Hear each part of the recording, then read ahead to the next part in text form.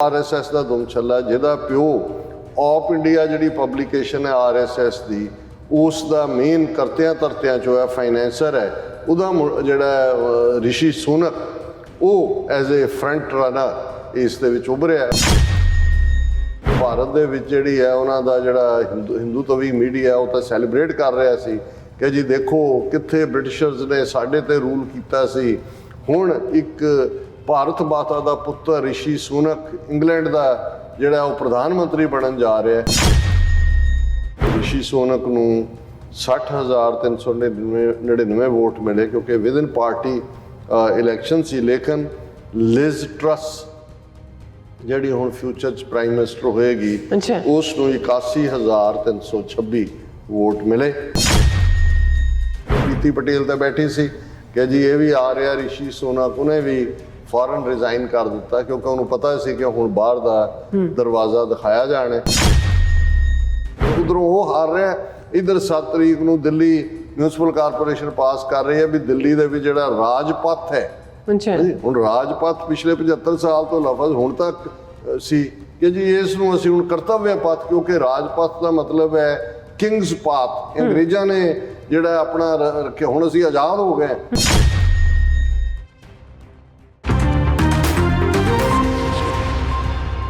ਦਰਸ਼ਕੋ break ਤੋਂ ਬਾਅਦ ਤੁਹਾਡਾ ਸਭ ਦਾ ਭਰਪੂਰ ਸਵਾਗਤ ਹੈ। ਸੋ ਵਿਊਅਰਸ, ਹੁਣ ਤੱਕ ਆਪਾਂ ਗੱਲਬਾਤ ਕੀਤੀ ਹੈ, ਡਾਕਟਰ ਸਾਹਿਬ ਦੇ ਵਿਚਾਰ ਸੁਣੇ ਨੇ ਉਹਨਾਂ ਦੀ ਜਿਹੜੀ ਕੈਨੇਡਾ ਫੇਰੀ ਬਾਰੇ। ਹੁਣ ਆਪਾਂ ਗੱਲਬਾਤ ਕਰਨ ਜਾ ਰਹੇ ਹਾਂ ਰਾਜਸੀ ਮੁੱਦਿਆਂ ਬਾਰੇ। ਸੋ ਗੱਲਬਾਤ ਹੋਵੇਗੀ ਕਿ RSS ਦਾ ਖਾਸਮ ਖਾਸ ਰਿਸ਼ੀ ਸੁਨਕ ਬ੍ਰਿਟੇਨ ਦੇ ਪ੍ਰਧਾਨ ਮੰਤਰੀ ਦੀ ਦੌੜ ਵਿੱਚ ਲਿਜ਼ ਟਰਸ ਤੋਂ ਹਾਰ ਗਏ ਹਨ। ਸੋ ਰਿਸ਼ੀ ਸੁਨਕ ਦੀ ਹਾਰ ਤੋਂ ਬਾਅਦ RSS ਦੀ ਸ਼ੋਅ ਗਰਲ ਪ੍ਰੀਤੀ ਪਟੇਲ ਨੇ ਵੀ ਹੋਮ ਸਿਕਿਉਰਿਟੀ ਦੇ ਜਿਹੜੇ ਸੈਕਟਰੀ ਦੇ ਅਹੁਦੇ ਤੋਂ ਜਿਹੜਾ ਅਸਤੀਫਾ ਦੇ ਦਿੱਤਾ ਹੈ। ਸੋ RSS ਦੀ ਇਸ ਦੋਹਰੀ ਮਾਰ ਨਾਲ ਬੜੇ ਸਖਤੇ ਵਿੱਚ ਹੈ। ਸੋ ਇਸ ਬਾਰੇ ਆਪਾਂ ਗੱਲਬਾਤ ਕਰਨ ਜਾ ਰਹੇ ਹਾਂ। ਸੋ ਅਸੀਂ ਚਾਹਾਂਗੇ ਕਿ ਤੁਸੀਂ ਇਸੇ ਤਰ੍ਹਾਂ ਬਣੇ ਰਹਿਣਾ, ਦੇਖਣ ਸੁਣਨ ਜਾਂ ਲਿਖਣ ਲਈ ਤੁਹਾਡਾ ਸਭ ਦਾ ਬਹੁਤ ਬਹੁਤ ਧੰਨਵਾਦ ਜੀ। ਡਾਕਟਰ ਸਾਹਿਬ ਕੀ ਕਹਿਣਾ ਚਾਹੋਗੇ? ਦੇਖੋ, ਮੈਂ ਇਹਨਾਂ ਸਾਰੇ ਦਿਨਾਂ 'ਚ UK ਦੀ ਪੋਲੀਟਿਕਸ ਨੂੰ ਕਾਫੀ ਕਲੋਜ਼ਲੀ ਫੋਲੋ ਕਰ ਰਹੇ ਸੀ, ਖਾਸ ਤੌਰ ਤੇ ਕੰਜ਼ਰਵੇਟਿਵ ਪਾਰਟੀ ਦੀ।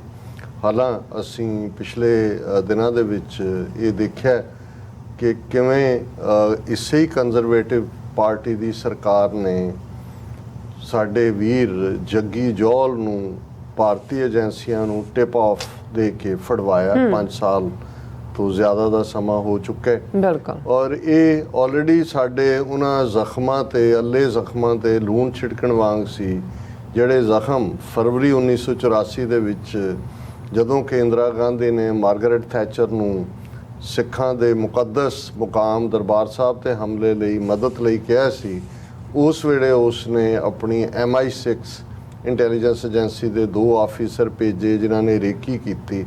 ਔਰ ਜਦੋਂ ਤੱਕ ਇਹ ਫੈਕਟ ਹੋਰ ਸਾਹਮਣੇ ਆਉਂਦੇ ਕਿ ਉੱਥੇ ਉਹਨਾਂ ਨੇ ਹੋਰ ਕੀ ਕੀਤਾ ਹੋਇਆ ਹੈ, ਕੀ ਸ਼ਰਾਰਤ ਕੀਤੀ ਹੋਈ ਹੈ, ਉਹਨਾਂ ਕੁਝ ਫਾਈਲਾਂ ਨੂੰ ਜਿਨ੍ਹਾਂ ਨੂੰ ਪਹਿਲਾਂ ਡੀਕਲਾਸੀਫਾਈ ਕੀਤਾ ਗਿਆ ਸੀ ਉਹਨਾਂ ਨੂੰ ਮੁੜ ਕੇ ਕਲਾਸੀਫਾਈ ਕੀਤਾ ਗਿਆ।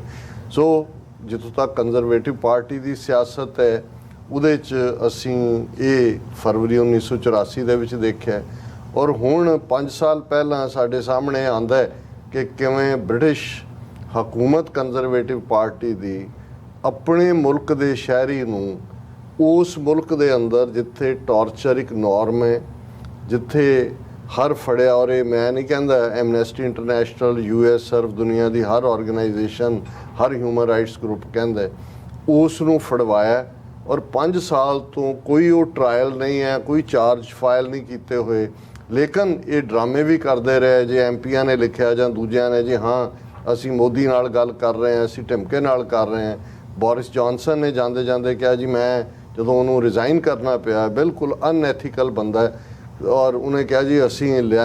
ਪਰ ਇਹ ਜਦੋਂ ਸਾਹਮਣੇ ਆਇਆ ਔਰ ਇਸ ਦੇ ਉੱਤੇ ਈਵਨ ਉਹਨਾਂ ਦੇ ਬ੍ਰਿਟਿਸ਼ ਜਿਹੜੇ ਹੋਮ ਸੈਕਟਰੀ ਔਰ ਫੋਰਨ ਮਿਨਿਸਟਰੀ ਉਹਨਾਂ ਦੇ ਉੱਤੇ ਲਾ ਸੂਟ ਵੀ ਕੀਤਾ ਜੱਗੀ ਜੌਲ ਦੇ ਭਰਾ ਵੱਲੋਂ। ਔਰ ਇਹ ਫੈਕਟ ਵੀ ਉੱਥੋਂ ਦੇ ਇੱਕ ਗਰੁੱਪ ਨੇ ਜਿਹੜਾ ਹੁਣ ਲਾ ਫਰਮ ਨੂੰ ਅਸਿਸਟ ਕਰ ਰਿਹਾ ਸਰਕਾਰ ਨੂੰ ਸੂ ਕਰਦੇ ਆ ਕੀਤਾ।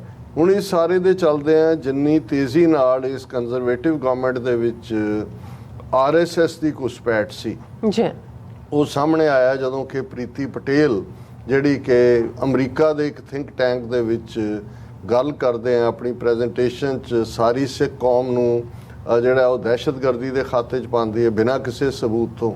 ਹਾਲਾਂਕਿ ਸਿੱਖ ਫੈਡਰੇਸ਼ਨ UK ਜਾਂ ਜਥੇਬੰਦੀਆਂ ਨੇ ਲਿਖਿਆ, ਲੇਕਿਨ ਉਹਨਾਂ ਦੀ ਮਿਨਿਸਟਰੀ ਜਾਂ ਦੂਜਿਆਂ ਨੇ ਵੀ ਗੋਲ-ਮੋਲ ਜਿਹਾ ਜਵਾਬ ਦਿੱਤਾ ਹੈ। ਔਰ ਇਸ ਬਾਰੇ ਕੋਈ ਸ਼ੱਕ ਨਹੀਂ ਹੈ ਕਿ ਪ੍ਰੀਤੀ ਪਟੇਲ ਜਿਹੜੀ ਕਿ ਹਾਲਾਂਕਿ ਘਰਵਾਲਾ ਉਹਦਾ ਯਹੂਦੀ ਹੈ ਔਰ ਉਸ ਕਿਸਮ, ਲੇਕਿਨ RSS ਦੀ ਸ਼ੋਗਰਲ, ਮੋਦੀ ਦੀ ਜਿਹੜੀ ਹੈ ਉਹ ਕੱਲੀ ਚਹੇਤੀ ਨਹੀਂ, RSS ਲਈ ਕੰਮ ਕਰਨ ਵਾਲੀ। ਸੋ ਉਹ ਬਰਾਬਰ ਬਣੀ ਹੋਈ ਸੀ। ਜਦੋਂ ਕਿ ਬੋਰਿਸ ਜੌਨਸਨ ਨੂੰ ਨਿਕਲਣਾ ਵੀ ਪਿਆ, ਉਹ ਹੋਮ ਸੈਕਟਰੀ ਸੀ। ਔਰ ਐਨ ਇਸ ਵੇਲੇ ਜਦੋਂ ਕਿ ਕੰਜ਼ਰਵੇਟਿਵ ਪਾਰਟੀ ਦੇ ਵਿੱਚ ਲੀਡਰਸ਼ਿਪ ਦੀ ਚੋਣ ਹੋਣੀ ਸੀ, ਤਾਂ ਇੱਕ ਹੋਰ RSS ਦਾ ਦੁਮਛੱਲਾ ਜਿਹਦਾ ਪਿਓ ਆਪ ਇੰਡੀਆ ਜਿਹੜੀ ਪਬਲੀਕੇਸ਼ਨ ਹੈ RSS ਦੀ, ਉਸ ਦਾ ਮੇਨ ਕਰਤਿਆਂ ਧਰਤਿਆਂ ਚੋਂ ਹੈ, ਫਾਈਨੈਂਸਰ ਹੈ, ਉਹਦਾ ਜਿਹੜਾ ਰਿਸ਼ੀ ਸੁਨਕ, ਉਹ ਐਜ਼ ਏ ਫਰੰਟ ਰਨਰ ਇਸ ਦੇ ਵਿੱਚ ਉੱਭਰਿਆ। ਔਰ ਜਿਸ ਤੇਜ਼ੀ ਨਾਲ ਉਹ ਅੱਗੇ ਜਾ ਰਿਹਾ ਸੀ, ਕਿਉਂਕਿ ਉਹ ਇਸ ਤੋਂ ਪਹਿਲਾਂ ਪ੍ਰੀਵੀਅਸ ਮਿਨਿਸਟਰੀ ਦੇ ਵੇਲੇ ਉਹਦੀਆਂ ਜੀ ਇਕਨੋਮਿਕਲ ਪਾਲਿਸੀ, ਜਿਵੇਂ ਇਹਨਾਂ ਨੂੰ ਝੂਠ ਪਰੋਸਣ ਦੀ ਆਦਤ ਹੁੰਦੀ ਹੈ। ਔਰ ਬ੍ਰਿਟਿਸ਼ਰ ਨੋ ਮੈਟਰ ਆਪਣੇ ਆਪ ਨੂੰ ਜਿੰਨੇ ਮਰਜ਼ੀ ਚਲਾਕ ਸਮਝਦੇ ਨੇ, ਔਰ ਹੈ ਵੀ ਨੇ ਚਲਾਕ, ਲੇਕਿਨ ਕਈ ਵਾਰ ਫਿਰ ਉਹ ਜਿਹੜੀ ਬ੍ਰਾਹਮਣ ਦੀ ਹੈ ਸੱਟ, ਉਹ ਸਹਿਣ ਦੇ ਸਮਰੱਥ ਨਹੀਂ ਹੁੰਦੇ। ਸੋ ਰਿਸ਼ੀ ਸੁਨਕ ਪਹੁੰਚਦਾ ਐਨ ਉੱਥੋਂ ਤੱਕ ਪਹੁੰਚ ਗਿਆ ਹੈ ਕਿ ਭਾਰਤ ਦੇ ਵਿੱਚ ਜਿਹੜੀ ਹੈ ਉਹਨਾਂ ਦਾ ਜਿਹੜਾ ਹਿੰਦੂਤਵੀ ਮੀਡੀਆ ਉਹ ਤਾਂ ਸੈਲੀਬ੍ਰੇਟ ਕਰ ਰਿਹਾ ਸੀ ਕਿ ਜੀ ਦੇਖੋ ਕਿੱਥੇ ਬ੍ਰਿਟਿਸ਼ਰਸ ਨੇ ਸਾਡੇ ਤੇ ਰੂਲ ਕੀਤਾ ਸੀ, ਹੁਣ ਇੱਕ ਭਾਰਤ ਮਾਤਾ ਦਾ ਪੁੱਤਰ ਰਿਸ਼ੀ ਸੁਨਕ ਇੰਗਲੈਂਡ ਦਾ ਜਿਹੜਾ ਉਹ ਪ੍ਰਧਾਨ ਮੰਤਰੀ ਬਣਨ ਜਾ ਰਿਹਾ ਹੈ। ਪਰ ਇਹ ਅਸੀਂ ਉਹ ਸਮਝਦੇ ਹਾਂ ਕਿ ਵੀ ਜਿਹਨੂੰ ਪੰਜਾਬੀ 'ਚ ਕਹਿੰਦੇ ਨੇ ਕਿ ਬਈ ਨਾਤੀ ਧੋਤੀ ਰਹਿ ਗਈ, ਨੱਕ ਤੇ ਮੱਖੀ ਬਹਿ ਗਈ। ਫਾਈਨਲ ਜਦੋਂ ਹੁਣ ਕੰਜ਼ਰਵੇਟਿਵ ਪਾਰਟੀ ਦੀ ਲੀਡਰਸ਼ਿਪ ਦੀ ਚੋਣ ਹੋਈ ਹੈ ਤੇ ਇਹ ਹਾਰਿਆ ਰਿਸ਼ੀ ਸੁਨਕ, ਔਰ ਰਿਸ਼ੀ ਸੁਨਕ ਨੂੰ 60,399 ਵੋਟ ਮਿਲੇ, ਕਿਉਂਕਿ ਵਿਦਨ ਪਾਰਟੀ ਇਲੈਕਸ਼ਨ ਸੀ। ਲੇਕਿਨ ਲਿਜ਼ ਟਰਸ ਜਿਹੜੀ ਹੁਣ ਫਿਊਚਰ 'ਚ ਪ੍ਰਾਈਮ ਮਿਨਿਸਟਰ ਹੋਏਗੀ, ਉਸ ਨੂੰ 81,326 ਵੋਟ ਮਿਲੇ, ਜਿਹੜੇ ਕਿ ਕਾਫੀ ਵੱਡੀ ਲੀਡ ਹੈ। ਔਰ ਉਸ ਨੇ ਲਿਜ਼ ਟਰਸ ਜਿਹੜੀ ਹੈ ਅਗਲੀ ਪ੍ਰਧਾਨ ਮੰਤਰੀ ਹੋਣ ਜਾ ਰਹੀ ਹੈ। ਪਰ ਜੋ ਹੀ ਇਹ ਬਣੀ ਲਿਜ਼ ਟਰਸ, ਹੁਣ ਪ੍ਰੀਤੀ ਪਟੇਲ ਤਾਂ ਬੈਠੀ ਸੀ ਕਿ ਜੀ ਇਹ ਵੀ ਆ ਰਿਹਾ ਰਿਸ਼ੀ ਸੁਨਕ, ਉਹਨੇ ਵੀ ਫੌਰਨ ਰਿਜ਼ਾਈਨ ਕਰ ਦਿੱਤਾ, ਕਿਉਂਕਿ ਉਹਨੂੰ ਪਤਾ ਸੀ ਕਿ ਹੁਣ ਬਾਹਰ ਦਾ ਦਰਵਾਜ਼ਾ ਦਿਖਾਇਆ ਜਾਣਾ। ਔਰ ਇਹ ਜਦੋਂ ਕਿ ਭਾਰਤ ਮਾਤਾ ਦੇ ਇਹ RSS ਦੇ ਸਪੁੱਤਰ, ਸਪੂਤ ਤੇ ਸਪੂਤੀ, ਇਹ ਦੋਨੋਂ ਜਿਹੜੇ ਨੇ ਇਹਨਾਂ ਤੇ ਝਾੜੂ ਫਿਰਿਆ। ਤੇ ਹੁਣ ਮੈਂ ਜਦੋਂ ਦੇਖਦਾ ਵੀ ਇਹ ਜਿਹੜੀ ਆਪਣੀ ਫਰਸਟ੍ਰੇਸ਼ਨ ਹੈ ਕਿਹੜੇ ਪਾਸਿਓਂ ਕੱਢਦੇ ਨੇ, ਜਦੋਂ ਇਹਨਾਂ ਨੂੰ ਇੱਕ ਪਾਸੇ ਬੜਾ ਗੁੱਡਾ ਬੰਨਿਆ ਹੁੰਦਾ ਹੈ, ਤੇ ਮੇਰੇ ਇੱਕਦਮ ਨਜ਼ਰਾਂ 'ਚ ਆਇਆ, ਮੈਂ ਕਿਹਾ ਵੀ ਇਹ ਫਰਸਟ੍ਰੇਸ਼ਨ ਹੈ।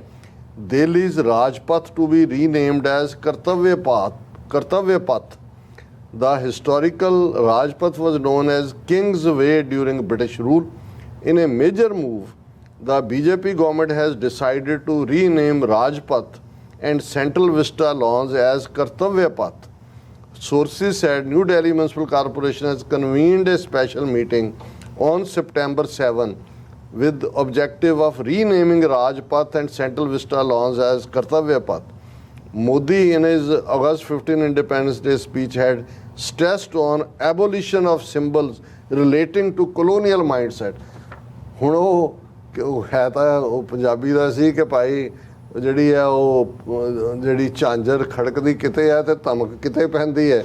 ਉਹ ਰਿਸ਼ੀ ਸੁਨਕ ਤੇ ਪ੍ਰੀਤੀ ਪਟੇਲ ਉਹ ਬਾਹਰ ਨੂੰ ਦੱਸੇ, ਤੇ ਹੁਣ ਕਿੱਥੇ ਇਹ ਸੁਪਨੇ ਲੈਂਦੇ ਸੀ ਤਾਂ ਉਹਦੀ ਧਮਕ ਜਾ ਕੇ ਉਹ ਝਾਂਜਰ ਦੀ ਦਿੱਲੀ ਦੇ ਵਿੱਚ ਪਈ ਕਿ ਜੀ ਮੋਦੀ ਨੇ 15 ਅਗਸਤ ਨੂੰ ਕਿਹਾ ਸੀ ਕਿ ਜਿਹੜੇ ਅੰਗਰੇਜ਼ ਜਿਨ੍ਹਾਂ ਨੇ ਸਾਡੇ ਤੇ ਰਾਜ ਕੀਤਾ ਉਹਨਾਂ ਦੇ ਨਾਲ ਜੁੜੇ ਸਾਰੇ ਨਾਂ ਬਦਲ ਦਿਓ ਔਰ ਉਹ ਗੁਲਾਮੀ ਚੋਂ ਨਿਕਲੋ। ਔਰ ਉਹਨਾਂ ਨੇ ਕਿਹਾ ਜੀ 7 ਤਰੀਕ ਨੂੰ, ਉਧਰੋਂ ਉਹ ਹਾਰ ਰਿਹਾ, ਇੱਧਰ 7 ਤਰੀਕ ਨੂੰ ਦਿੱਲੀ ਮਿਊਨਿਸਪਲ ਕਾਰਪੋਰੇਸ਼ਨ ਪਾਸ ਕਰ ਰਹੀ ਹੈ ਵੀ ਦਿੱਲੀ ਦੇ ਵੀ ਜਿਹੜਾ ਰਾਜਪਥ ਹੈ, ਹੁਣ ਰਾਜਪਥ ਪਿਛਲੇ 75 ਸਾਲ ਤੋਂ ਲਫ਼ਜ਼ ਹੁਣ ਤੱਕ ਸੀ ਕਿ ਜੀ ਇਸ ਨੂੰ ਅਸੀਂ ਹੁਣ ਕਰਤੱਵਯ ਪਥ, ਕਿਉਂਕਿ ਰਾਜਪਥ ਦਾ ਮਤਲਬ ਹੈ ਕਿੰਗਸ ਪਾਥ। ਅੰਗਰੇਜ਼ਾਂ ਨੇ ਜਿਹੜਾ ਆਪਣਾ ਰੱਖਿਆ, ਹੁਣ ਅਸੀਂ ਆਜ਼ਾਦ ਹੋ ਗਏ, ਇਸ ਲਈ ਹੁਣ ਇਹਦਾ ਨਾਂ ਅਸੀਂ ਕਰਤੱਵਯ ਪਥ ਰੱਖਾਂਗੇ। ਮੈਂ ਕਿਹਾ ਜੀ ਇਹ ਤਾਂ ਹੁਣ ਜਿਹਨੂੰ ਉਹ ਕਹਿੰਦੇ ਨੇ ਵੀ ਮੂੰਹ 'ਚ ਵਿਸ ਘੋਲਣਾ। ਇੱਕ ਹੁੰਦਾ ਵੀ ਜਦੋਂ ਤੁਹਾਨੂੰ ਨਾ ਡੰਗ ਮਾਰਨ ਦੀ ਹਿੰਮਤ ਰਹੇ ਨਾ ਤੁਸੀਂ ਡੰਗ ਮਾਰਨ ਜੋਗੇ ਹੋਵੋ, ਤੇ ਫਿਰ ਉਹਨੂੰ ਕਹਿੰਦੇ ਨੇ ਇਹ ਮੂੰਹ 'ਚ ਇਹ ਅੰਦਰੋਂ ਅੰਦਰ ਵਿਸ ਘੋਲਦੇ, ਵਿਸ ਸਾਹਿਬ ਨੂੰ ਕਹਿੰਦੇ ਨੇ ਹੁਣ ਇਹ ਅੰਦਰ ਅੰਦਰ ਵਿਸ ਘੋਲਦੇ। ਇਹ ਕਹਿੰਦੇ ਜੀ ਅਸੀਂ ਵੀ ਬਦਲਾ ਲੈ ਲਿਆ, ਅਸੀਂ ਹੁਣ ਰਾਜਪਥ ਨੂੰ ਕਰਤੱਵਯ ਪਥ ਬਣਾਤਾ, ਇਹਨੂੰ ਤੁਸੀਂ ਬਾਂਦਰ ਪਥ ਬਣਾ ਦਿਓ, ਇਹਨੂੰ ਤੁਸੀਂ ਉੱਲੂ ਪਥ ਬਣਾ ਦਿਓ, ਕੀ ਫਰਕ ਪੈਂਦਾ। ਪਰ ਇਹ ਸ਼ੋਅ ਕਰਦਾ ਵੀ ਇਹ ਕਿੰਨੇ ਛੂਛੇ, ਕਿੰਨੇ ਜਿਹੜੇ ਨੇ ਹੌਲੇ ਲੋਕ ਨੇ। ਬਿਲਕੁਲ ਡਾਕਟਰ ਸਾਹਿਬ, ਤਾਂ ਬਹੁਤ ਬਹੁਤ ਸ਼ੁਕਰੀਆ। ਸਾਥ ਲੈਣਾ ਬ੍ਰੇਕ। ਵਿਊਅਰਸ, ਤੁਸੀਂ ਇਸੇ ਤਰ੍ਹਾਂ ਹੀ ਬਣੇ ਰਹਿਣਾ। ਮਿਲਦੇ ਹਾਂ ਛੋਟੇ ਜਿਹੇ ਬ੍ਰੇਕ ਤੋਂ ਬਾਅਦ।